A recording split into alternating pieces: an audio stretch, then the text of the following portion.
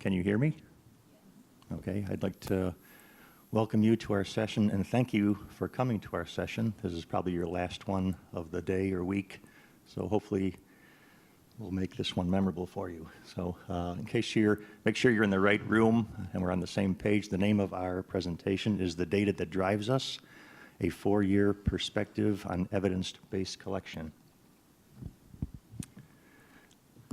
My name is Mike Phillips. I'm not Mike Phillips Jacks. There's a little bit of a trick there, but I'm Mike Phillips. I'm a senior account manager at John Wiley, and I'm responsible for a number of institutions in the Northeast Research Libraries Consortium, or NERL, and a batch of institutions within the Big Ten Academic Alliance, of which the University of Wisconsin is a member. And our two panel members today, first we have Julie Pullman, and Julie is a library program director at the University of Wisconsin System Administration. She develops and leads system-wide strategic plans and resource sharing initiatives for the entire UW system. And at one of the UW sites, University of Wisconsin La Crosse, we have John Jacks. And John's got 20 plus years at the University of Wisconsin system, and he's currently associate professor at La Crosse and also the head of collection development. So today we're going to talk about Wiley's evidence-based collection. Okay. This is a model that Wiley uses for its institutions to purchase our online books. We have over 20,000 online books that reside on the Wiley Online Library, and the usage-based collection management model is just one of the methods that can be used to purchase the books. You can purchase them title by title, by subject categories, front list year, back list years. But today we're going to talk about the usage-based collection management model. And one of the key attributes of the model is its flexibility. There are no triggers that kick on based on how much you look at a particular Wiley online book or how many times you hit up against it. Those purchasing triggers are totally based on your decisions, the libraries, that is. Wiley provides you with the tools that you need to help you make those data-driven decisions. But again, they're just helpers, they're just guides. The control of those purchasing decisions are in the library's hands. Three other attributes of the UBCM model are its accessibility, its discoverability, and its affordability. Accessibility in that you have no DRM restrictions against the Wiley Online Library online books, unlimited concurrent access 24/7, either on campus or off. Discoverability, and that is searchable via various discovery platforms, and MARC records are available to you to make that discoverability more efficient. In terms of its affordability, we're talking about one upfront fee, and then you're off and running. And here's how that works. You pay that one upfront fee to Wiley, we put that in a bucket, we flip a switch, and we turn on access to all 20,000 of those Wiley Online Library online books. Now you can pare that down and just say, I'd like to have just specific select categories, subject categories, but for the most part, I'd say about the bulk of our 150 global subscribers to this plan use the full 20,000 online book titles, and that access is available to you for 12 months. At the end of those 12 months, using the statistics and the tools that Wiley provides you, you then pick and choose the titles that you wish to keep, that you wish to have perpetual access to. Again, no DRM restrictions, 24/7 access, and the decision, again, is in your hands. At the end of that 12 months, you have the option to renew and go for round 2. In this case, Wisconsin, we've gone 4 rounds already. Finally, the last slide here, just wanted to let you know that our marketing group is with you all the way from setup to selection in terms of providing quarterly usage reports that will help you make those data-driven decisions. There's a monthly e-newsletter that gets provided to you each month to highlight the latest, greatest titles that have been added to the online site. Marketing materials, so if you need some postcards or posters to help promote the program at your institution, our marketing crew will help you there. And just to recap again, we'll have the MARC records available to you, online user guides, tutorials, anything to work you through the searching and navigation of the online books. So that's kind of how it works. I'm going to let Julie and John talk about a real-world example of how they've been using it.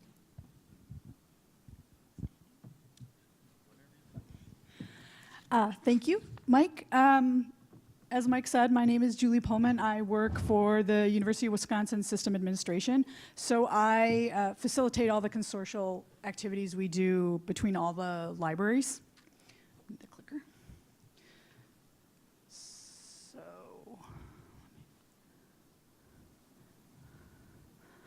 So the University of Wisconsin has about 150,000 FTE that is split out over 14 institutions. We have 2 R1s, 11 comprehensives, and we have 1 2-year institution with 13 locations.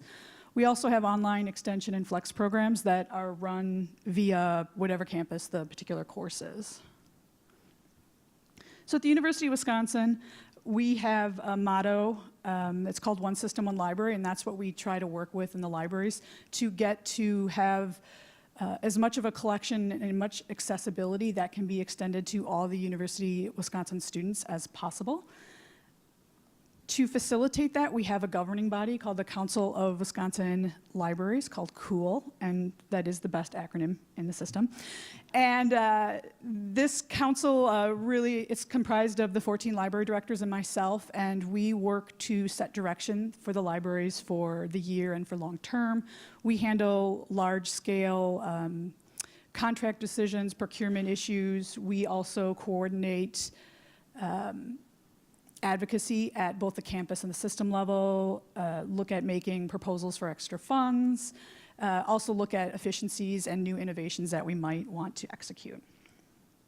At the UW, the COOL group has a number of sort of functional committees that handle the more specific work that's being done in the library, and the longest standing committee is our Collection Development Committee that has had a variety of different names through the years. But the function of this group is really to look at the sort of system-wide collection activities. I would say in the last 10 years, the primary focus of that group has really been our shared electronics collection, and this collection is run out of my office, is funded through my office. It is comprised of all those resources we get at the sort of the consortial level that is extended to all the campuses.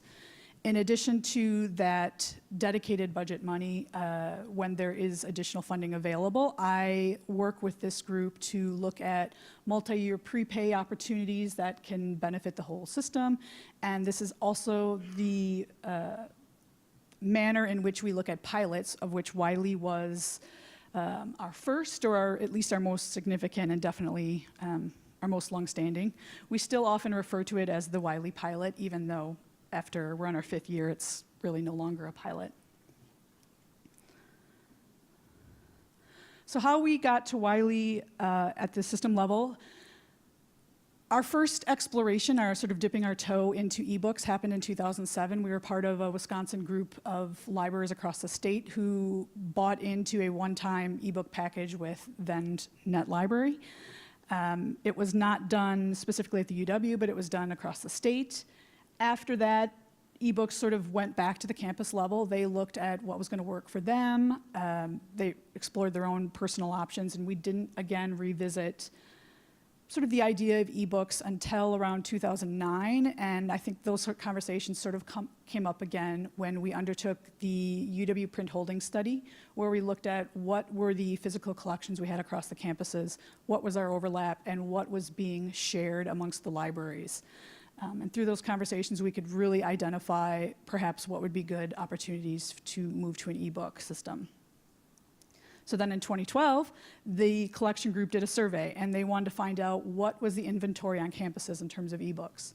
What was working for them? What did they have? What did they like? And what features did they really want to see in any system-wide ebook package? The group did, of course, based upon those results, put forth a proposal for funds. There were no funds available, so that did not proceed at that time. However, the next available budget cycle, which was FY14, the 13-14 year, funding was set aside to support an ebook selection of the collection development group, whatever that would be. So the collection group created a ebook subcommittee, And that subcommittee was tasked with identifying what was the best product and the best model to use at the system level. The group created a rubric. These are a couple screenshots of a quite lengthy rubric. There are 37 elements in it, and they fell under broadly 7 different categories. It was a weighted rubric, and all of the marketplace was sort of skimmed to figure out what were all the publishers, what were all the different models and collections that could possibly be considered for us. Run through the rubric. They did it twice, and at the end result, they sort of came away with the recommendation for Wiley. On the left are a lot of the big category issues that we were looking at. I think 2 we found have been really beneficial that were a factor at the time, but looking back now in hindsight, we have found that these are some of the primary reasons that we're able to continue year after year, is that we were able to negotiate a pricing model that really fit our unique environment, that we had from 2 years all the way to doctoral students. We had wide variety of what that usage could possibly look like on campuses from 2,000 FTE to 40,000, 35,000 FTE. And that has been able to work with us. It also accommodated, most importantly, prior purchases. So if Madison, which is our largest research institution, had already purchased copies, that could be taken into consideration when we were looking at making our final EBA selections at the end of the term. The other big critical issue was usage statistics. We wanted them by the campus level because we wanted to know who were the heavy users. So we did not want to end up making decisions based primarily on the largest institution, or maybe an institution that had the keenest number of faculty and staff, students using them. I think one other factor that has been really successful for us for our ebook pilot as a whole is how we manage our ebooks. So when you're going to see this later, when John is going to talk, he's got all the details about our usage and our title selection process. But how we manage our ebooks, we also manage them at the system level. So when we started with EBA in 2013, we had just acquired a system-wide discovery platform. And so that was when we got our book selection, we wanted to make sure that it worked really well with that discovery platform. In 2015, we went to a single library management system for the entire system, which is, those are Alma and Primo. And that we found provided even better access because it allowed us to ensure that the discoverability was consistent on campuses, because we found out that not all the campuses were making them available via Primo, not all of them were putting them in Alma the same, or in their library management system the same way, so that impacted our usage statistics. We have a central group that manages all the resources, all the records that we get at the system level. So we can ensure that uploads are done on a timely basis. They're done consistently and pushed out across all the campuses. They have complete information. We have a system for issue tracking, which is called Redmine, which pushes out essentially tasks for each campus to complete on a specific time. So if they need to do testing, if they need to send screenshots, if there are updates to Easy Proxy or platform changes, this pushes it all out. We have a way to look back to see if campuses completed their work. It also helps us do our troubleshooting. And now I'd like to turn it over to John, which we have poor presentation skills on PowerPoint, but we have a lot of data because there again, we have 4.5 years of usage data.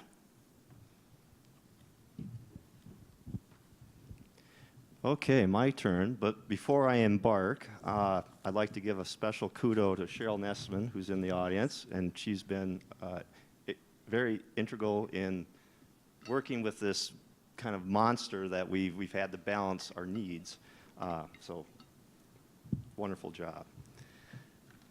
And Kate Booth was also very instrumental. She may be very well streaming, so I should give a special shout out too. The first chart, and I'm going to show some charts and then our kind of behind the scenes crunching of data. This is kind of misleading, and by what I mean, what I'm trying to say is the pilot really didn't get off and running until late fall.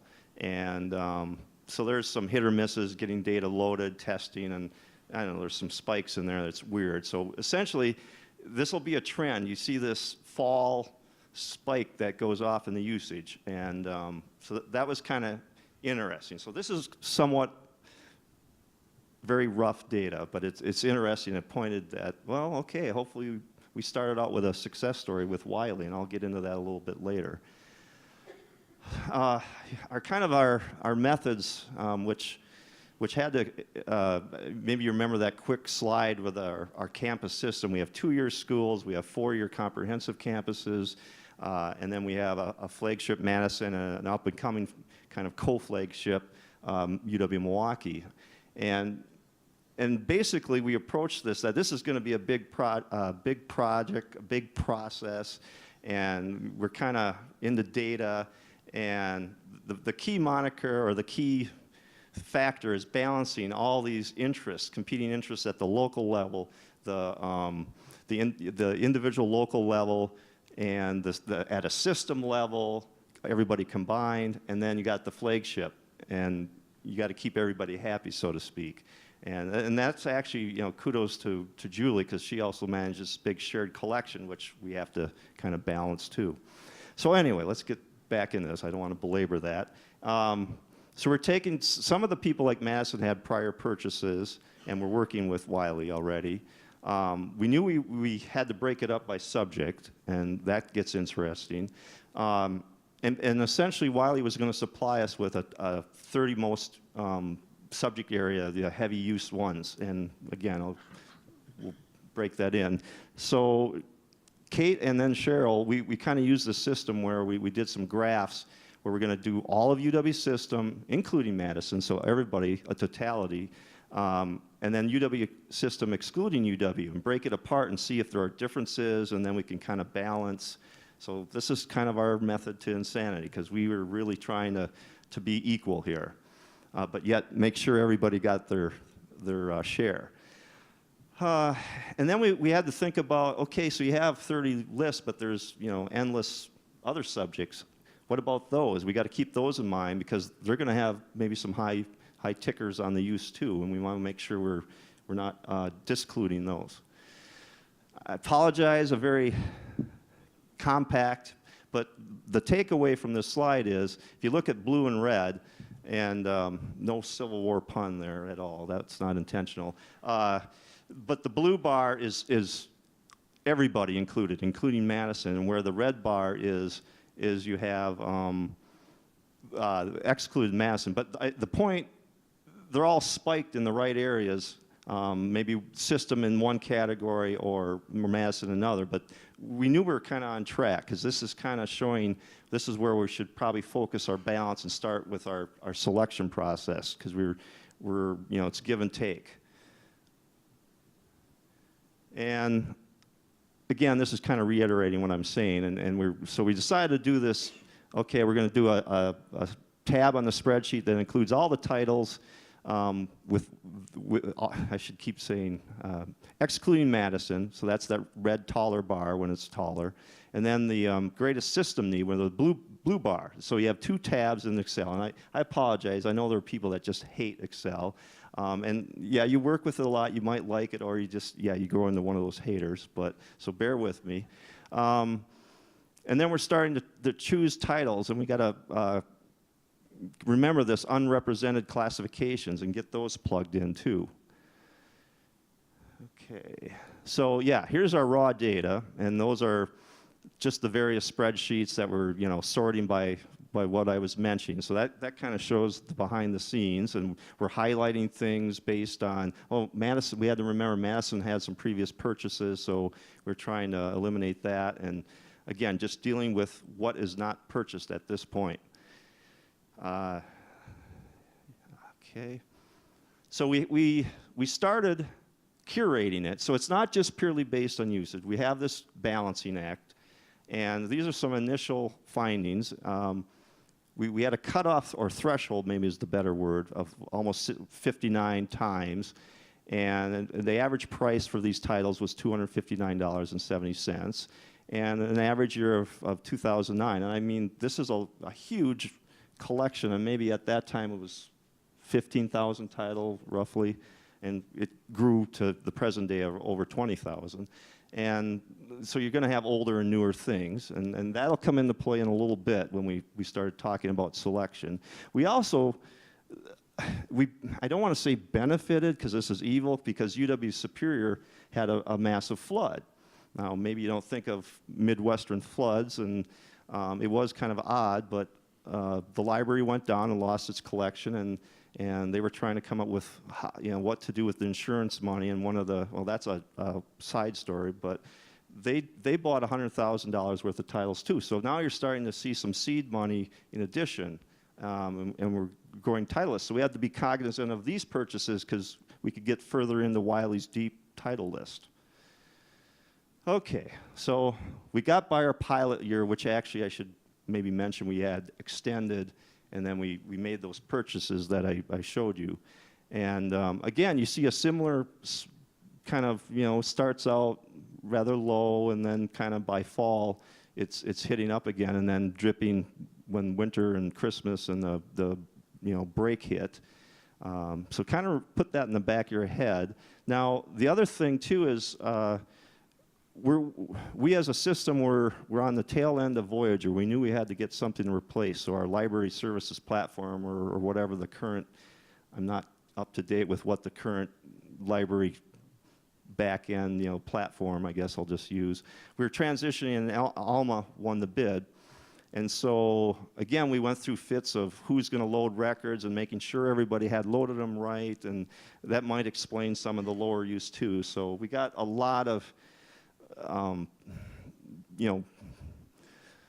just erroneous things going on, maybe inflicting a little less on the usage until we really get it going again.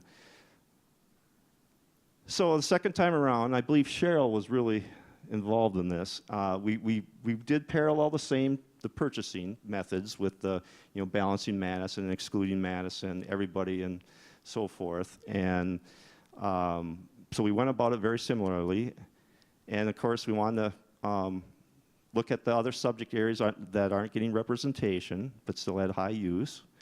And you'll see just different colors, same Excel, and the excluding Madison and including Madison, and we knew enough to focus on, well, they both are spiked high, so that probably is an important category. And I'll show you some of these categories if you're curious, because I know that's very small, and I do have a slide later. So this time around, we were really wanting to focus on the other, and by that, outside those top 30 categories. And so you can see how we went about that. We kind of split some money and directed it that way. And also, you can see the breakdown by including Madison and focusing in that direction too. So again, it worked out. So here's our purchase. 40 was an average access time, and consortial price slightly went down to $230.85, and our purchase published year actually increased from, I think it was 209.5 to 2012, so that's good, I think. Now we have access to 18,000 titles, and in all, if you wanted kind of a snapshot, if you set the bar at one use, 55,000 were used at least once. So what is that? About a third, maybe 40-some%. So we're getting into the collection, and people are finding things. So now we're starting the last year, the most recent year, and again, you see that similar, maybe a more accurate bar chart, because we're getting our acts together, we're getting familiar with Elma and making sure everybody has things turned on, and systems certainly helping us when we're going to more centralized control of that. But again, that's that fall trend where it just zooms off again, and it's a weird cycle. That could be a research paper in itself. Why fall over spring, and what's taught? So massive undertaking, I know. So we kind of had to circle the wagons, and we thought, this. If you wonder if there's labor involved, there is, and we were thinking, well, is this the time where we back off and maybe we start thinking purely on use? Because we kind of saw those bars were very much parallel. Yeah, Madison might be higher, but still the system, excluding Madison, was high too. And we were paying attention to the other categories that are getting high use. So we decided to maybe go with a more focused on use for subject balance, but still with curation. We just didn't say this is the use, we're cutting it off here. I mean, that's certainly a starting point, but we did take a look at things. So it wasn't just, boom, we're going to purchase. And I will mention we found some interesting things in there. Okay. And it's always interesting. So I came involved, and I kind of sorted things differently and used Excel.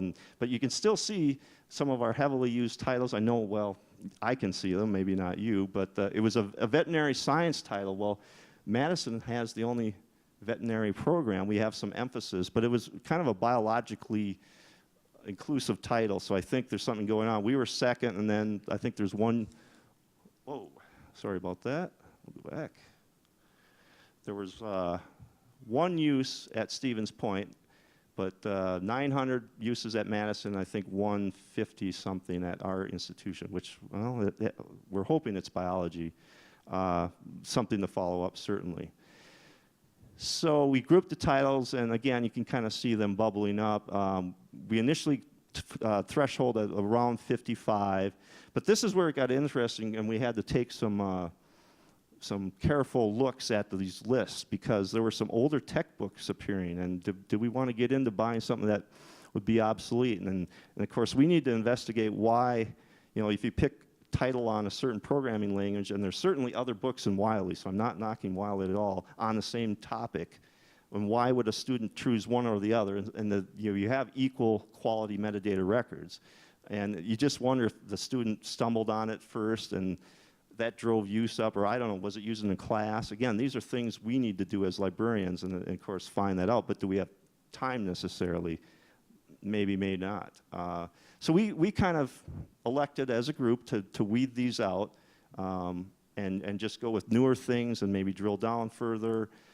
So tech was an issue in this go around, and we decided not to go with them. And it'll be interesting this next time if that same title is up there. So we do pay attention. So here's some of the maybe bigger charts. We have the one on the bottom. You can see where we purchased 373 titles with over 55 uses. Average price went up this time to $288 roughly. And our pub date went down to 2011. And you have the bottom left chart is our top 10 by very specialized. So statistics is that long line up here, followed by the food and technology. Madison might drive that a little bit. And then you have these bigger categories again, and this chart actually goes down further, but I just took a snapshot. This physical science and engineering being this big bar on top. So I think this is another strength of Wiley, and certainly why we chose it. Their breadth in all these subject areas was great, and that's another big thumbs up, because we can supply all these subject areas that otherwise wouldn't get addressed. So looking ahead, do I still have time? Are we good? Okay. So this is where we are at present, and again, what I'm anticipating here is this chart, a little higher this time, because I think, again, we solved the migration issues and the record management, the typical summer, slumps, and then this will take off again, I'm predicting, and we'll have a nice spike in the fall, and then leveling out over the Christmas. And I know you want to see everything together. I'm getting to that.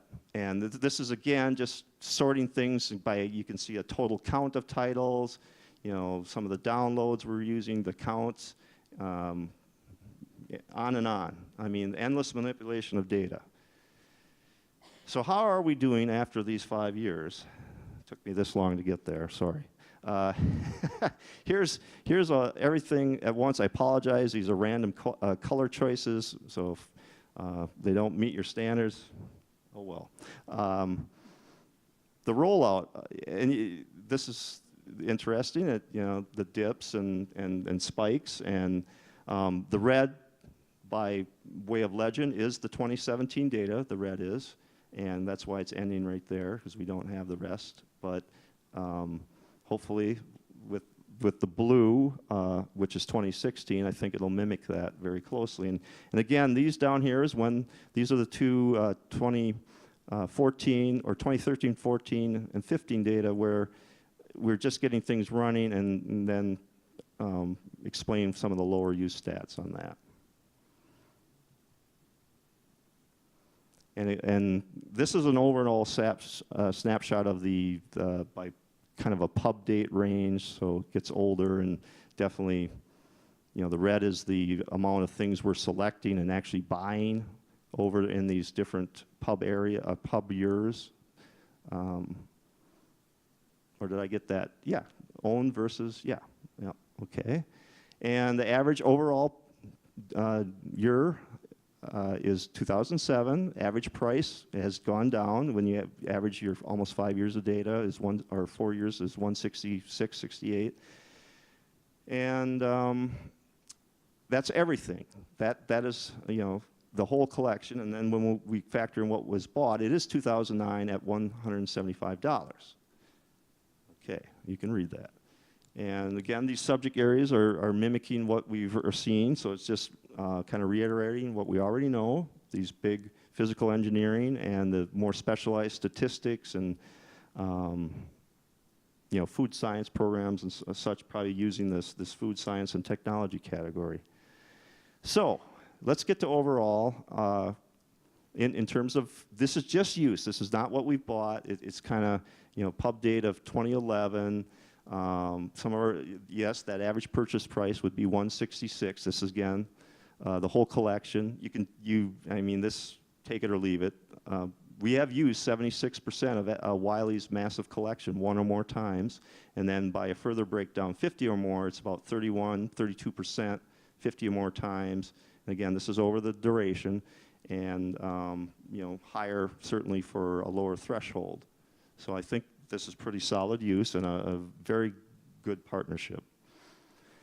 And further breakdown, you can kind of see use by price, and then really what is costing almost per use is very, very cheap when you look at things.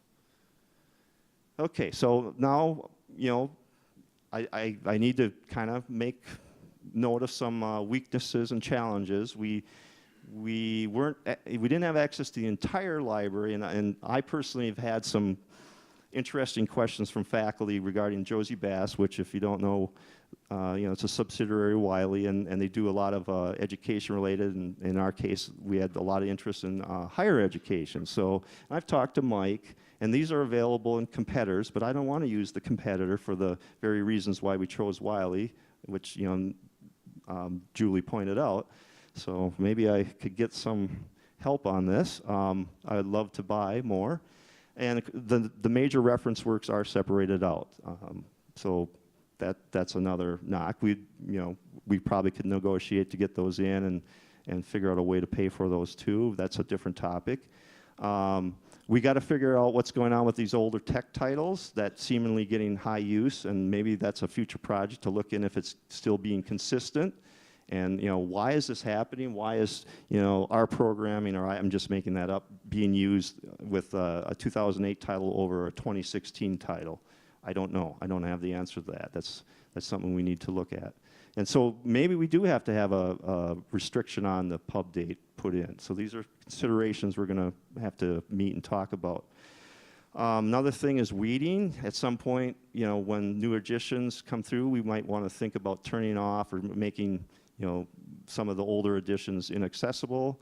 So this is a joint opportunity for both, because I don't know if we can delete them off your platform. I don't know that answer, but that's something we would have to talk to. A lot of publishers do not allow that, but we can certainly turn off access, but they could get into the platform and find it, and that's kind of the issue. And of course, funding is always the major threat. If we could take another cut, or to keep this going. that's out of our control essentially, but it's an issue. This ongoing analysis methodology, do we go back to that, everything including Madison, or do we do a different approach? We'll have to see. And again, we want to make sure we get those other subject areas too. There were some confusion now. This is more of an internal thing where we have some librarians that are expressing concern when they build libguides or some other teaching tools that, well, do we own this or not? And then really, we want to make this somewhat organic, and we do have a note, and one of Julie's slides showed it, where it says, UW, EBS, Wiley, but they don't know if we own it or not. Now, that makes a lot of unease in some of these librarians, especially some of our reference librarians. So maybe, again, we need to have some clear notes for things we've actually purchased, and then they can go ahead and put them in these guides or class tools and not worry. And when a new edition comes out, we could at least have some data and get that to them, and they can change things up.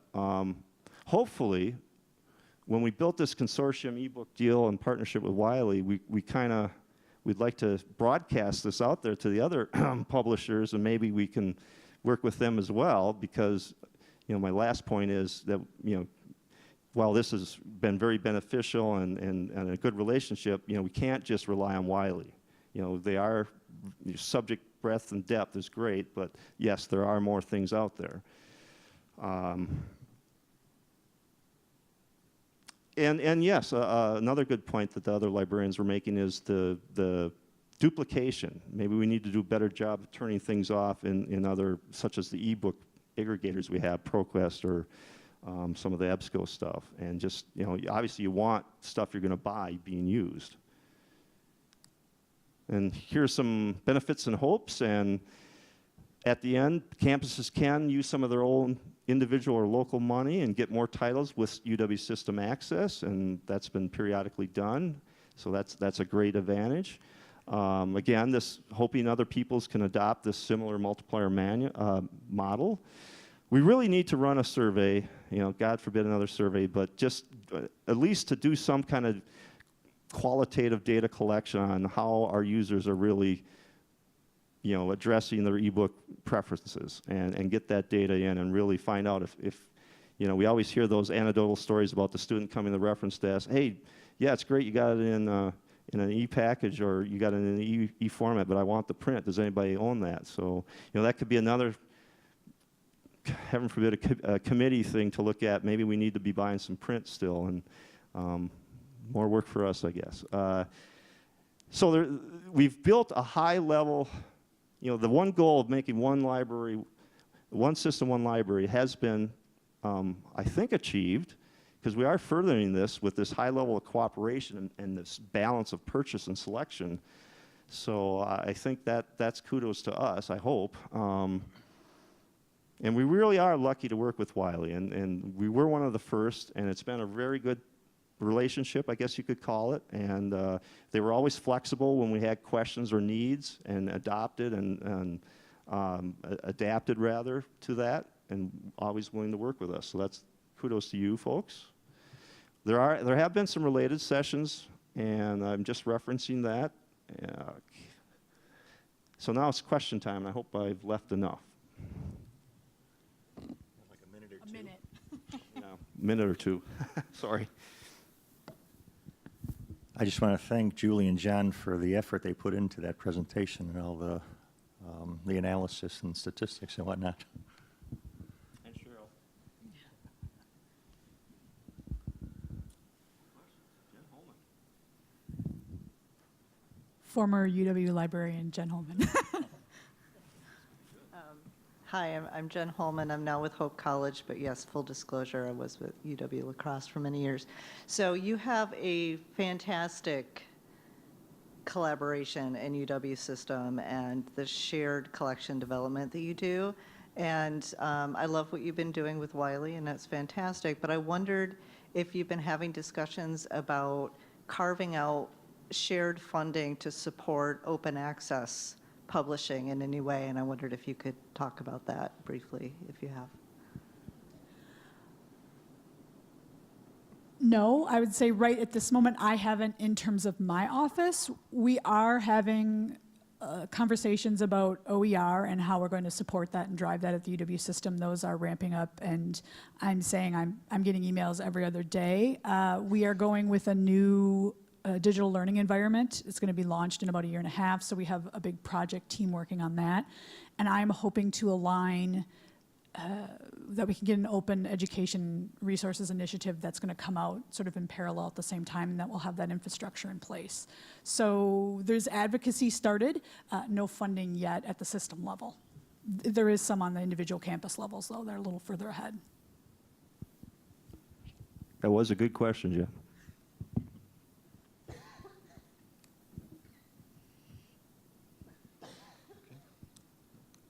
Thanks. One quick question under the wire. Simon Bill from Wiley. John, I was just looking at the graph where you had that big spike for 2017 in Jan and then May, and it was just so much higher. I just wondered if there was any... Let's see if we go back. Yeah, any digging you'd done to try and find out why? You said 17. I would say we found overall. Yeah, I think it was the red line, yeah. In 2017, you can see our statistics are higher overall, and John and I actually discussed that that's probably, so our ebook committee usually convenes in the spring, usually around February, the early spring, and I think we're going to be discussing that, looking at what's going on in these particular months. I would assume in May, I would have expected to see higher usage in May and in end of November, December, just based upon academic usage as a whole and all of our resources. That's generally the spike. I'm a little bit more curious about the high spike in January. That's a little bit more interesting for me, that I think we're going to delve into.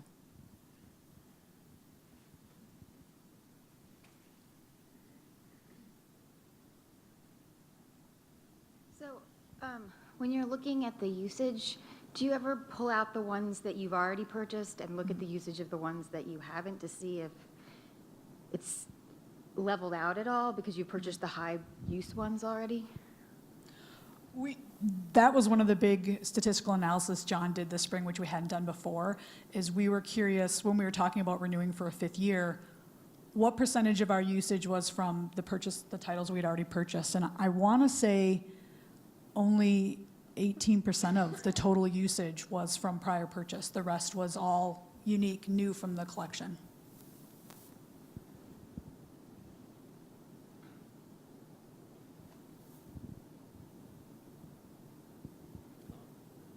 Thanks. Thank Thanks, you all. everybody, for coming. Appreciate your participation.